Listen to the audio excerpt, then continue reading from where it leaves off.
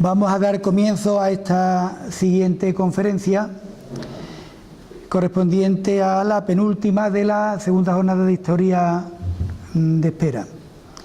Hoy nos acompaña don Jesús Manuel González Beltrán. Jesús, profesor mío durante un tiempo en la Facultad de Historia en Cádiz. Le hice el compromiso un día para que viniera a explicarnos, y no solamente a explicarnos en este caso el catastro de Ensenada, y no solamente eso, sino que incluso me ayudó cuando yo publiqué el libro sobre el catastro. Él fue el que me ayudó.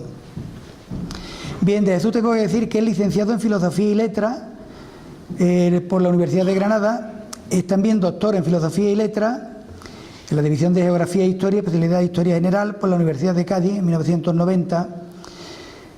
Ha sido profesor asociado en la Facultad de Filosofía y Letras de Cádiz desde el 90 al 91, profesor titular de la universidad, interino en la misma facultad en Cádiz del 91 al 93, profesor titular de Universidad de la Facultad de Filosofía y Letras de Cádiz del 93 al 2016 y actualmente es catedrático de Universidad de la Facultad de Filosofía y Letras de Cádiz.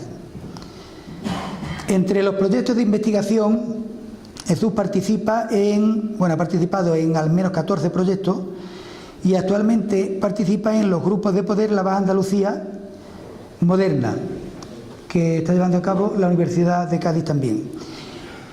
Otra es La Familia, Desigualdad Social y Cambio Generacional en la España Centro-Meridional entre 1700 y 1900, de la Universidad de Castilla-La Mancha. Otra línea es Andalucía en el mundo atlántico, actividades económicas, realidades sociales y representaciones culturales entre los siglos XVI y XVIII, que realiza la Universidad de Sevilla. Tiene más de 60 publicaciones científicas y entre ellas destaco sobre todo las que tienen relación con la zona, con el puerto, con Jerez, con Medina. El Cabildo Municipal del Puerto de Santa María, 1725-34, de la Diputación de Cádiz, que fue su tesis de licenciatura. El abastecimiento de agua en el puerto de Santa María en el siglo XVIII, la obra de la fuente, publicada en el puerto en 1989, el reformismo y administración local en la provincia de Cádiz durante el reinado de Carlos III, que lo publicó la Caja de Ahorro de Jerez de la Frontera, la antigua Caja de Ahorro de Jerez, y además fue su tesis doctoral, ganando el premio de ensayo de la Caja de aquel año 91. Posteriormente, a la Villa de Rota, a mediados del siglo XVIII, que publicó el Ayuntamiento de Rota en el 92, la historia de Jerez de la Frontera, el tomo 2, en una publicación que realizó la Diputación de Cádiz en el año 99. Él se dedicó al Jerez moderno y contemporáneo. También la historia de Medina Sidonia, exactamente en el tomo 2, Historia moderna y contemporánea de Medina, el que publicó el Servicio de Publicaciones de la Diputación de Cádiz en el año 2011. Y el último, un libro que presentó hace poco en Jerez y en el puerto, al que tuve la intención de ir y no pude, que es Entre surcos y penuria, asalariados del campo en la Andalucía occidental del siglo XVIII, que también publicó el Servicio de Publicación, en este caso de la Universidad de Cádiz, el 2017, recientemente, en septiembre. Son muchísimos más los artículos y los trabajos en los que él ha participado, lo que nos haría la presentación demasiado larga. Sin más, yo le dejo en el uso de la palabra. Bien, buenas noches a todos y a todas. En primer lugar, lo que yo quería decir es, ha dicho Manolo que me ha puesto en el compromiso. Yo creo no hay compromiso ninguno. Aquí estoy por dos cuestiones.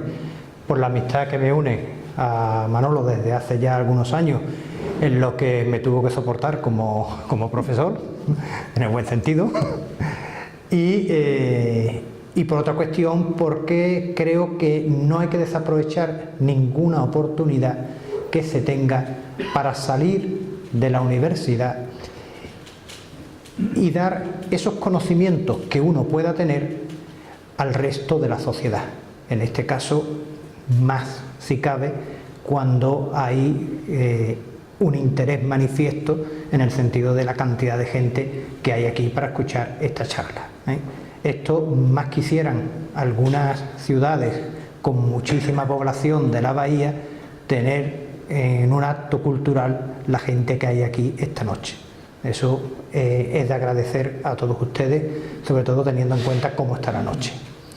Y por supuesto quiero agradecer a Manolo que haya contado conmigo para esta segunda jornada de Historia de Espera, y de alguna forma pues tener en cuenta siempre la gran labor que realiza Manolo Garrucho, porque cuando hay gente que dice es que estoy dispuesto a dar la sangre por...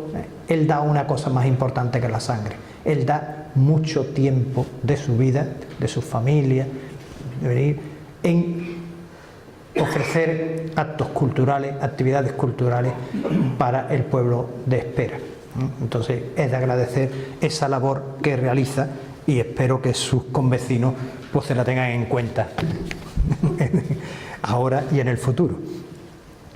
Bien, el tema que vamos a tratar aquí esta noche a mí me daba un poco de cosa, porque esto es un trabajo que ya hizo en su momento Manolo Garrucho, estudiar el catastro de Ensenada, en especial toda la parte referida al catastro de Ensenada dedicada a lo que era la propiedad de la tierra y la agricultura.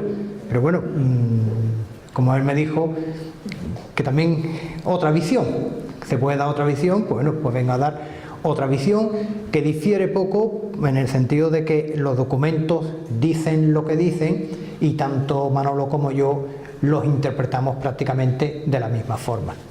Pero bueno, siempre es interesante, y sobre todo porque yo voy a dar una visión más general, no solamente dedicada a la cuestión de la tierra. Bien, los historiadores, cuando exponemos determinados temas, no es algo que nos hayamos inventado, esto no es una ficción, esto no es una novela o algo que hayamos pensado la noche antes, sino que el historiador se basa siempre en los documentos. El documento, en este caso, en el que yo me he basado para esta charla, es el catastro que mandó hacer a mediados del siglo XVIII en todos los territorios de Castilla el Marqués de la Ensenada. Entonces, ese documento no es un documento único, sino que es un conjunto de documentos. Como veis en la diapositiva, aparecen principalmente unos resúmenes generales, unas respuestas particulares, que en este caso, o por lo menos la revisión que se hace 10 años después, porque el catastro de Ensenada se hace en el primer lustro de los años 50 del siglo XVIII, entre 1752, 54, 55, depende de cada localidad, está en torno a esa fecha. Y en el año 1761 se hizo una revisión. Las respuestas particulares, estas que pongo aquí, están en el archivo municipal de aquí, de Espera, y se refieren a esa revisión de 1761. Las otras respuestas particulares pues están perdidas porque esas se trasladaron en su momento a archivos de carácter provincial, y el caso de las respuestas de esta zona estaban en un archivo de Sevilla que salió ardiendo durante los momentos de la guerra civil, etc. Por lo tanto, se había perdido. Por lo tanto, tenemos las respuestas particulares, pero del año 61 y no del año 55. Y después hay un vecindario de población. Esto ya no es una cuestión fiscal, todos los demás temas, todos los demás documentos son de carácter fiscal. Es decir, lo que se intentaba con el catastro del Marqués de la Ensenada era, de alguna forma, saber la declaración económica de cada persona, de cada vecino, para establecer un impuesto fijo y no muchos impuestos de carácter indirecto como había en aquella época. Es decir, que si iba a comprar el pan, pagaban, que si vendían algo, pagaban. Toda actividad económica conllevaba un impuesto.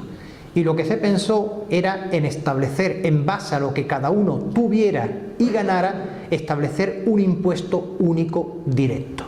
Y esa era la idea del catastro, es decir, saber la declaración de cada uno de los vecinos en toda Castilla en el caso concreto que tenemos aquí es el caso de Espera, pero se hace en todos los pueblos de Castilla, saber qué patrimonio tenían y qué rentas generaban al año, para, una vez que se tuviera, pagarlo.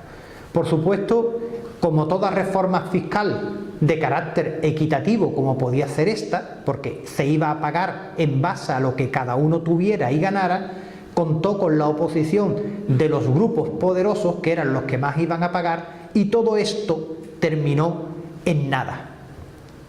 En nada a efectos de establecer el nuevo impuesto. Pero los historiadores nos ha dejado una documentación riquísima que nos permite, como vamos a ver esta noche aquí, saber cómo era cada localidad a mediados del siglo XVIII. De toda esa documentación que hemos visto del catastro, a nosotros nos interesa sobre todo lo que se llaman las respuestas generales. Las respuestas generales era una especie de encuesta que se enviaba a las autoridades locales para que dieran, por así decirlo, una visión general de cuál era la población. Consta de unas 40 preguntas donde se preguntaba sobre todo, sobre la gente que había, las actividades que desempeñaban, qué tipo de cultivos había, a qué se dedicaba la gente, qué oficios tenía cada uno, la hacienda municipal, de dónde cogía el dinero la hacienda municipal, dónde se lo gastaba,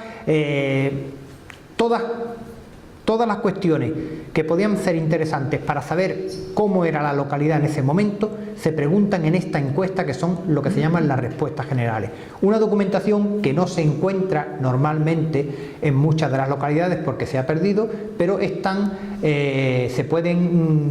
todas en el Archivo General de Simancas en Valladolid, y además están la mayoría de ellas, o casi todas ya, están digitalizadas y los pueden ver la persona que quiera en internet. Hay una página web de archivos españoles donde se busca catastro, se busca la localidad y todos pueden ver esas respuestas generales. Lo mismo que la he visto yo, la pueden ver ustedes, pues de libre acceso, no piden ni contraseña ni piden nada, es totalmente libre.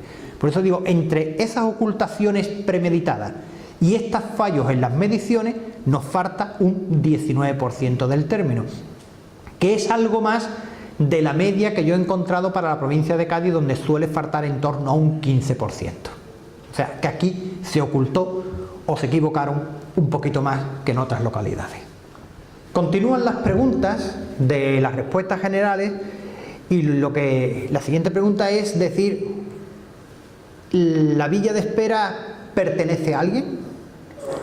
Y la Villa de Espera, a mediados del siglo XVIII, tiene una característica, que es una localidad de señorío, es decir, que no depende directamente del control o del gobierno de la corona, del Estado, sino que depende de un poder intermedio que está representado por un señor jurisdiccional, que en este caso son los marqueses de Priego, duques de Medinaceli. Estos marqueses de Priego estaban a mediados del XVIII, pero por cuestiones hereditarias. La villa ha sido durante toda la Edad Media y toda la Edad Moderna ha sido de señorío.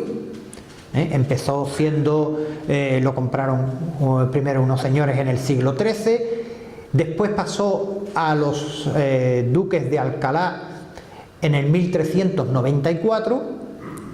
Los descendientes herederos de los duques de Alcalá fueron los duques de Medinaceli, que se hacen con la villa por herencia en 1625, y después en 1709, con la muerte del último duque de Medinaceli, que murió preso porque se decía que en la guerra de sucesión española apoyó al bando perdedor, y lo metieron en la cárcel y terminó... Bueno, en este caso apoyó, en vez de a los Borbones, apoyó a los Austrias y terminó sus vidas en la cárcel y sin descendencia, y por lo tanto pasó a una rama colateral que eran los marqueses de Priego, que son los que van a continuar con el dominio de la localidad. El dominio que tiene el duque, en este caso el marqués de Priego, sobre la localidad es total. porque no se queda en una simple, por así decirlo, dominio jurisdiccional. ¿Qué significa el dominio jurisdiccional? El dominio jurisdiccional significa que la justicia se imparte por el señor en vez de por el rey. Generalmente, como el señor es señor de muchas localidades, no está aquí para impartir justicia. Lo que suele hacer es nombrar aquí una persona, en este caso un corregidor, que es el que imparte justicia en nombre suya. Eso sería el dominio jurisdiccional. Pero a ese dominio jurisdiccional él le añade otras cuestiones. Por ejemplo, el control sobre el gobierno local. Porque el duque es el que tiene que dar el visto bueno a las personas que van a ocupar los cargos del ayuntamiento. Después llevaba o tiene una serie de monopolios en la localidad. Principalmente tenía estos dos que yo he puesto aquí, que sería el monopolio del pan, es decir, aquí solamente se podía hacer pan en 3 hornos que eran propiedad del duque. No se podía hacer horno en otro lugar. Entonces, y por eso él cogía, arrendaba esos hornos y obtenía unos ingresos económicos por eso. Es decir, el jabón se hace generalmente utilizando el aceite, bueno, pues había que hacerlo siempre en el lugar donde el señor dijera y cobrando una cantidad por hacerlo. Por lo tanto, tenía esos monopolios. Tenía también un tercer monopolio, que era el hecho de las carnicerías. Es decir, solamente se podía vender carne en la carnicería del señor. Pues los ingresos son relativamente escasos, son unos 18.000 reales, que provienen generalmente del arrendamiento de tierras. Tierras que pertenecen a los propios de la localidad. Los propios son las tierras que en un momento el rey le concedió al municipio para atender los gastos comunes. Y los arbitrios, lo que pone aquí tierras arbitradas, son tierras que generalmente serían tierras baldías o tierras comunales donde el rey temporalmente le ha dado al ayuntamiento autorización para poderlas arrendar para atender un gasto concreto. En el caso de Espera, las tierras arbitradas estaban destinadas a 2 fines.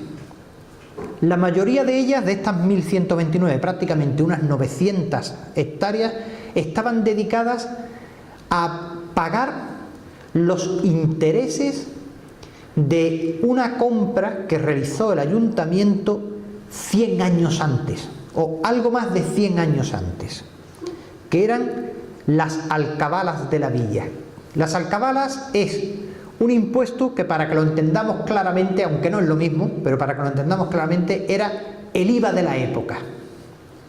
Porque era un impuesto del 10% sobre todo lo que se vendiera. La localidad, a principios del siglo XVII, decidió comprarle a la corona ese impuesto.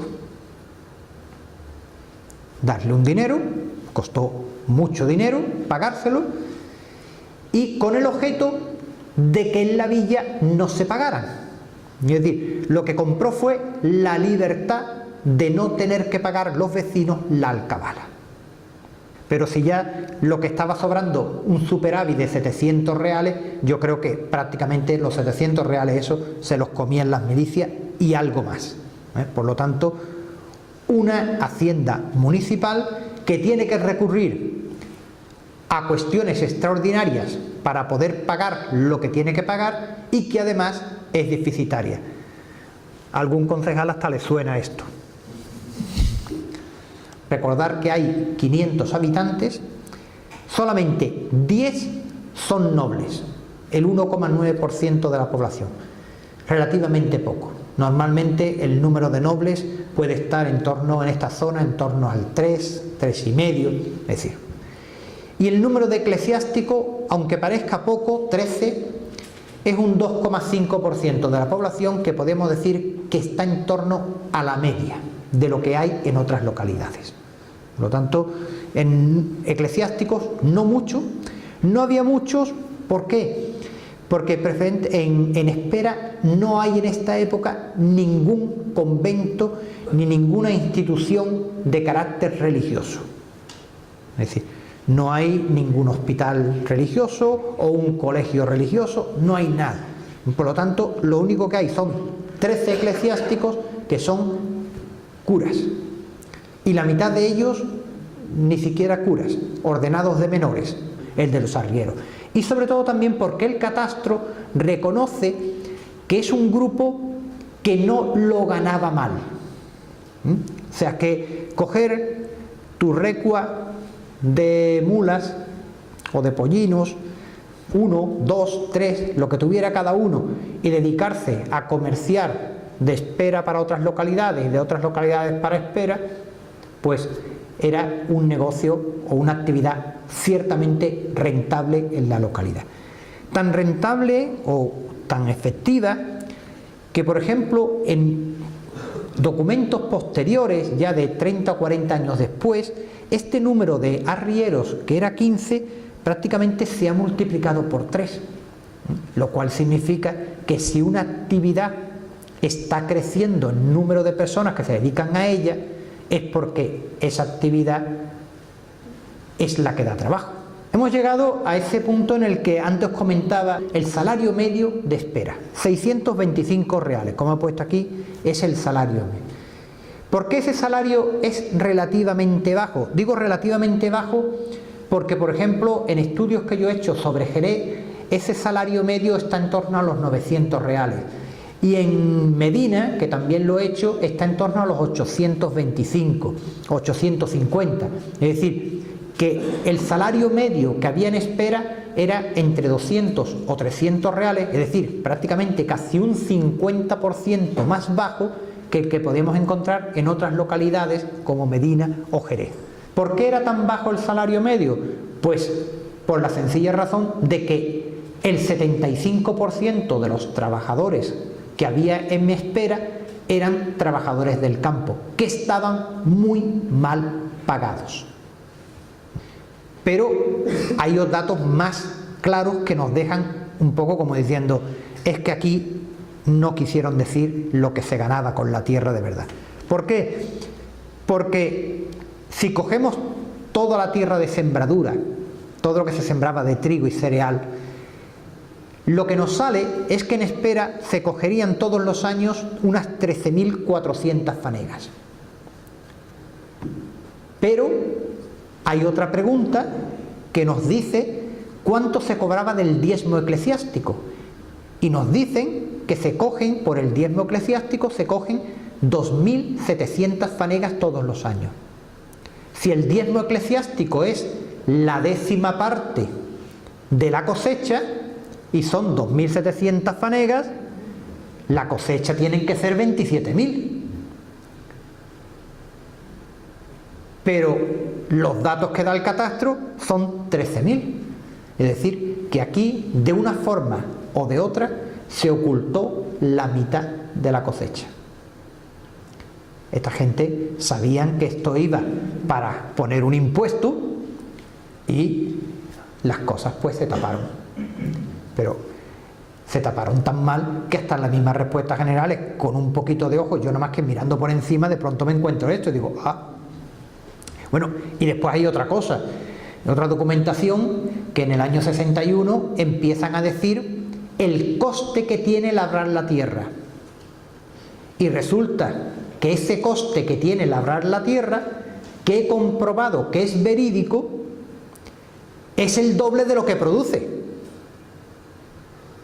Es decir, por una parte te están diciendo, cojo 50, pero me gasto 100 en cogerlo. Vamos a ver, chirría mucho. Entonces, entre ese dato y el del diezmo, pues podemos decir que aquí se ocultó la mitad de la producción agrícola de Espera. Bueno, además de la importancia que tiene el cereal, pues tenemos una parte de olivar y de viñedo, que es importante. El olivar y el viñedo es importante por dos cosas.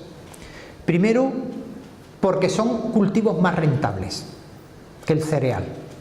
Por lo tanto, con una menor extensión se puede coger mucho más ingresos. Prácticamente podemos decir que con la viña y el olivar pues podemos coger con el olivar casi el doble y con la viña casi el triple que con el cereal. Entre otras cosas porque no tienen barbecho, se cultivan y se recoge una cosecha todos los años. Y en segundo lugar es importante la existencia de olivar y viñedo porque ofrece peonadas de trabajo en épocas en las que el cereal no las ofrece.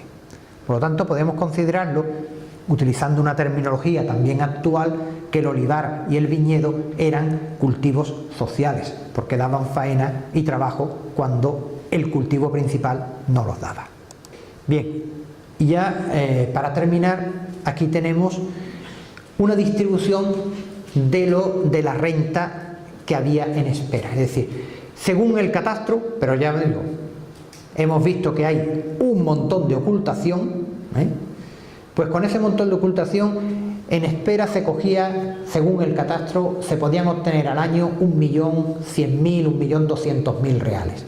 Pues vemos aquí la distribución por cada una de las actividades. Vemos como la agricultura, un 55%, y ya todo lo demás, bueno, los salarios de los trabajadores un 17%, el diezmo un 5%, la industria, el comercio muy poco, un 8,6%. Vemos como principalmente es la agricultura. Pues claro, porque si nosotros cogemos de estas cantidades y decimos, ¿qué es campo? Pues campo es la agricultura, 55%, la ganadería, un 5%, ya tenemos un 60%, los salarios de los trabajadores, teniendo en cuenta que la gran mayoría eran trabajadores del campo, de este 17, por lo menos un 10% era de los trabajadores del campo, con lo cual ya tenemos 60 y 10, 70.